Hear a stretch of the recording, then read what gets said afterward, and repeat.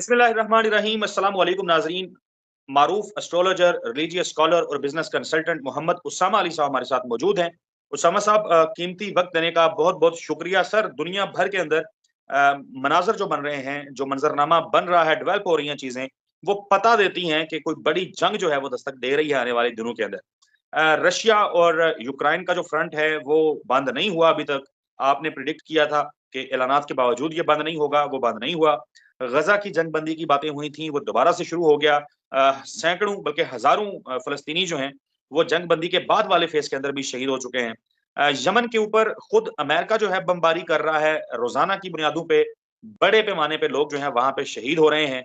Iran के साथ front जो है वो खुला हुआ है, अमेरिका का भी और इसराइल के हवाले से भी गुज़िश्ता रोज़ ये खबर सामने आई थी कि इसराइल जो है वो न्यूक्लियर जो वहाँ की एक्सपेरिमेंटल प्लेसेस हैं, उन लोकेशंस के ऊपर हमले कर सकता है, एटमी हमला कर सकता है इसराइल, या उनको तबाह कर सकता है। लेकिन अमेरिका जो है उसने इसराइल को फिल वक़्त रोका है क्योंकि मज़ाकरात चल रहे हैं। गुज़िश्ता रोज़ हमने देखा कि सऊदी अरब के वज़ीर दफ़ा जो हैं वो ईरान पहुँचे, हैरानकुन तौर के ऊपर उनकी जो ख़ामनई हैं उनसे भी मुलाकात हुई, ईरानी जो लीडरशिप है उससे भी मुलाकात हुई। तो ये सर, ये वक़्त क्या रहा है स्पेसिफिक अगर बात करें? क्या मंज़रनामा बन रहा है? सितारे ज़ायचे इन लोगों के क्या बता रहे हैं सर? जी, बहुत शुक्रिया आपका। बिस्मिल्लाहिर्रहमानिर्रहीम, अल्हम्दुलिल्लाहि रब्बिल आलमीन, अल्लाहुम्मा सल्लि अला मुहम्मद व आले मुहम्मद। देखें, ये उस दिन ही आपको याद होगा, बल्कि बड़े अपनी जवानी के अयाम थे 2023 के, जब ये अटैक हुआ था हमास वाला। तो शायद हम वाहिद थे जब कह दिया था कि ये आलमी जंग है। अब तो सारे ही उसको आलमी जंग कह रहे हैं, ट्रम्प भी कह रहे हैं, सब कह रहे हैं। WW3 वर्ड अब देखें हर तरफ हमें नज़र आ रहा है। उस वक़्त किसी को नहीं पता था, लेकिन जहाँ हम कुदरती रीडिंग्स को ले रहे हैं, वहीं हम इस्लामिक जो रिवायात की आखिरी ज़माने की जो चीज़ें थी, उनको भी देख रहे हैं। तो जब सबको कोरिलेट करते हैं, तो दिमाग में एक ऐसा नक्शा-सा बनता है कि जैसे अब ये जंगें टलने वाली नहीं हैं। इसी बुनियाद पे कहा था। और अरब के लिए डेफ़िनेटली ये एक बहुत बड़ी, जैसे कहते हैं ना कि वो फ़ितना अरबों के लिए शुरू हो गया, और ये शायद अब सिमटेगा नहीं। ये अपना, जैसे कहते हैं ना कि वो एंड को छुएगा और मैक्सिमम डैमेज करेगा। मतलब आप ये देखें, सऊदी, आप जैसे आप कह रहे थे कि वो कभी नहीं गए ईरान में, इस तरह का विज़िट नहीं हुआ। ईरानी कभी गए होंगे। और इसी तरीके से ये जो यमन की सूरत-ए-हाल है, वो देखें, ट्रम्प कह रहा था कि मैं बंद करूँगा जंगें, और खुद अब हमले कर रहा है। और कोई इसराइली तैयारी नहीं मार रहे, उधर यमन पे हमले कर रहे, ट्रम्प कर रहा है। जबकि यमन का मौक़िफ़ ये था कि गजा जंग बंदी मुआहदे की खिलाफ वर्जी इसराइल ने की है। फ़लस्तीनियों को बुला के सीज़ फायर के नाम पे, और फिर दोबारा हमले किए, और जब तक वो ये हमले नहीं बंद करेगा, हम इन पे हमले करेंगे। जो उन्होंने एक अपनी ट्यून अप करने का हिस्सा मिला सकते थे। खैर, उसका नतीजा ये निकला है कि अमेरिका ने यमन पे हमले शुरू कर दिए। अब इंतज़ार करें तुर्की की एक्टिवली पार्टिसिपेशन का, और जुलानी जिस मकसद के तहत मसनद पे बिठाया गया है, वो फितना और फसाद ही है। अभी वो देखें कि किस तरफ से अपनी परफॉर्मेंस शुरू करता है। तुर्की की एक्टिवेशन बाकी है, तुर्की को भी एक्टिवेट होना है। ये सारे के सारे तकरीबन इस साल के एंड तक आपको मैक्सिमम इस जंग का हिस्सा नज़र आएँगे। हाँ, अब अगर बात करें हाई टाइम की, तो हाई टाइम जो है वो बिल्कुल अभी चल रहा है, मई तक। मई तकरीबन पूरा मई तक कहानी किसी भी रुख जा सकती है। कोई किसी पे कर सकता है, कोई किसी पे चला सकता है, ये सब बढ़ेगा। अब जो आपने ट्रम्प की बात की, आपको याद होगा, बड़े हमने इसमें क्लैरिटी से एक जुमला कहा था कि ये जंगें बंद करने के नाम पे आएगा, लेकिन बंद नहीं कर पाएगा, उल्टा छेड़ देगा। तो अब जब ट्रम्प का जायजा देखें, तो ट्रम्प का डाउनफॉल है अब। ट्रम्प ने हर रोज बरोज सुबकी का सामना करना है, और गिरता चला जाएगा नजरों से। लेकिन इसके हाथों पे बहुत बड़ा खून नजर आता है। मतलब, जाती बर्थ चार्ट में आज आपको एक बात मैं बताऊं, जरा पर्सनल है लेकिन शायद अब कर देनी, उसमें कोई इसमें वो नहीं है। प्यूटन, शी जिनपिंग और ट्रम्प के चार्ट में मैं कंपेयर कर रहा था, ऐसी बस रात को कहीं मेरे दिमाग में ख्याल आने लगा कि इनमें से हावी कौन होगा, या कौन क्या है। कंपैरिजन में कभी नहीं देखा था। शी जिनपिंग को तो देखा ही नहीं ना कभी। मतलब प्यूटन तो फिर कभी हमने देख लिया था। तो एक तो ये था कि शी जिनपिंग तो इस टाइम ज़्यादा छेड़ने और छिड़ने की कंडीशन में था। मतलब इस टाइम वो मार्स की महादिशा है, वो तो नहीं टलेगा। ट्रम्प जितना आगे जाएगा वो उसके ऊपर जाएगा।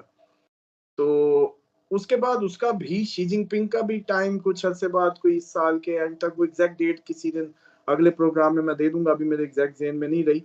लेकिन ऐसा है कि उसका भी जाने का टाइम है, पुतिन के भी जाने का टाइम है। जाने से मुराद है कि रिटायरमेंट कह लें आप लोग, बस इतना ही कह सकते हैं।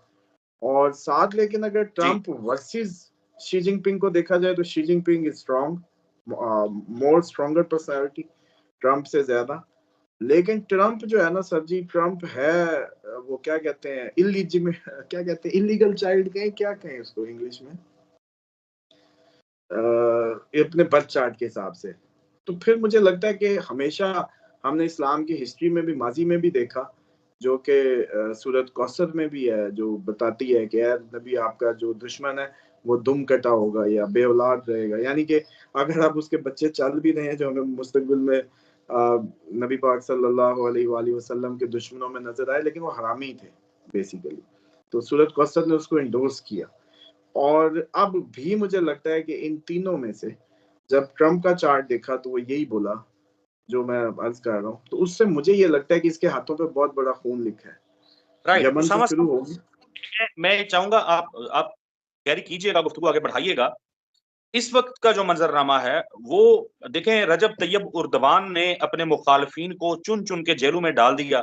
वो अभी भी इक्तदार पे हैं और उनका बहुत तवील इक्तदार हो चुका हुआ है ऑलरेडी। डोनाल्ड ट्रंप जो हैं उन्होंने मुतअद्दद मरतबा जब मीडिया से गुफ्तगू की है या मुख्तलिफ लोगों से मुलाकातें की हैं, तो वो उर्दवान की बड़ी तारीफ करते नजर आए हैं। और एक दो जगह पे तो उन्होंने वाजे तौर पे कह दिया, ऑफर कर दिया उनको कि शाम जो है ये आपका है, आपका इसके ऊपर कब्जा है, आप आए और शाम जो है उसको टेक ओवर करें। तो टर्की के साथ तो डोनाल्ड ट्रंप ने अपनी गेम बना रखी हुई है। देखें, ये गेम नहीं है, मैंने आपको कहा है कि ये सिर्फ उसको घेर के लाना है। उसको घेर के लाना है किसी तरीके के, भाई तुम आ जाओ, गेम के अंदर आ जाओ, विद इन द गेम आ जाओ। जैसे ही टर्की शाम पे पांव रखेगा, आगे इसको लपेटा जाएगा जंग में। और ये क्योंकि इंडस्ट्री है, इस टाइम उसके पास सिर्फ बेचने को असला बच गया, दिवालिया निकल गया। और इस टाइम सबसे बेस्ट ऑप्शन ये है कि सबका दिवालिया निकले और सब अपना जो डॉलर जमा किया हुआ है वो मिसाइल और जहाज और वो खरीदारी में लगा दें, वापस हजूर को दे दें। तो एक्चुअली गेम प्लान मैं यही है। मैं सवाल मैं सवाल एक रख लेता हूं आपके सामने। इसराइल ईरान की जो एटम बम बनाने की जो बेसेस हैं, जो लोकेशंस हैं, उनको निशाना बनाने वाला था। अमेरिका ने उसकी मंजूरी रोक दी, इसराइल को मना किया कि अभी हम ईरान के साथ नेगोशिएशंस कर रहे हैं, उम्मीद है कि ईरान के साथ बातचीत के अमल में ही कोई हल निकल आएगा, अभी हमला ना किया जाए। सो ये कल तक की खबर है। आपको क्या लगता है कि क्या आने वाले दिनों में ईरान के ऊपर इसराइल की जानिब से या अमेरिका की जानिब से मुश्तरका तौर पे कोई बड़ा हमला जो है वो होने वाला है? और क्या इसराइल में जो खुमैनी की एक रजीम है, इनकलाब के बाद का जो ईरान है, वो अब बदलने वाला है? इस पे आप क्या प्रेडिक्ट करेंगे? देखिए, हेड ऑफ स्टेट्स तो आपका सिर्फ ईरान की अगर बात करें, पाकिस्तान, ईरान, इंडिया तीनों के बदलने वाले हैं, ऐसा मौसम लगता है। और अटैक भी शायद हर तरफ ये तीनों क्योंकि सेम उसमें आ रहे हैं असेंडेंट में, तो इनका भी ऐसा लगता है कि ये तीनों को फेस करना है।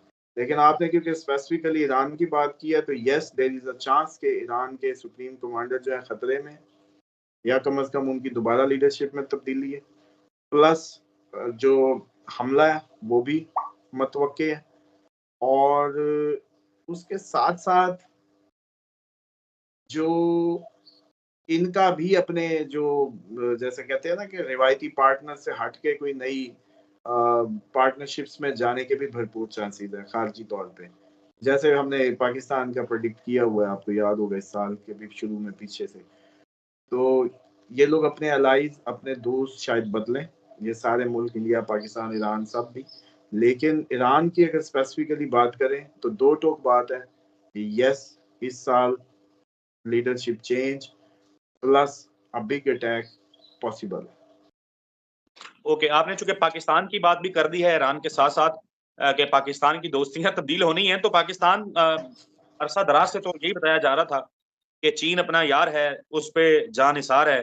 लेकिन अब हमने देखा है कि चीन के अगेंस्ट कुछ स्पेसिफिक मीडिया ऑर्गेनाइजेशंस के जरिए, डिजिटल प्लेटफॉर्म्स के जरिए सवालात खड़े किए जा रहे हैं और पाकिस्तानियों को ये बावर करवाने की कोशिश हो रही है बड़े खामोश तरीक अंदाज से, कि चीन के साथ यारी जो है वो महंगी पड़ी है और हमें जो मिलना चाहिए था वो मिला नहीं है।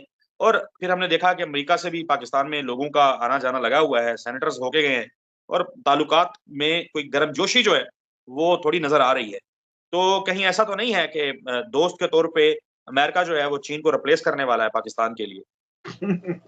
इसको उल्टा कर लें सर जी, ये उल्टा कर लें इसको, क्योंकि असल में हम वो हाथी के दांत खाने के और दिखाने के और, क्योंकि आपको पता है कि ये खैर मुल्क की डीप स्टेट मामलात हैं कि हमारे दोहरे ताल्लुकात चलते हैं, खसूसन बेचारे जो डिपेंडेंट कंट्रीज हैं, ग्रोइंग इकोनॉमीज हैं, अंडर डेवलप्ड कंट्रीज हैं, तो इनके सीधे सीधे ताल्लुकात नहीं होते, इनके ऊपर कुछ होता है, नीचे कुछ होता है, इस तरह के मामला।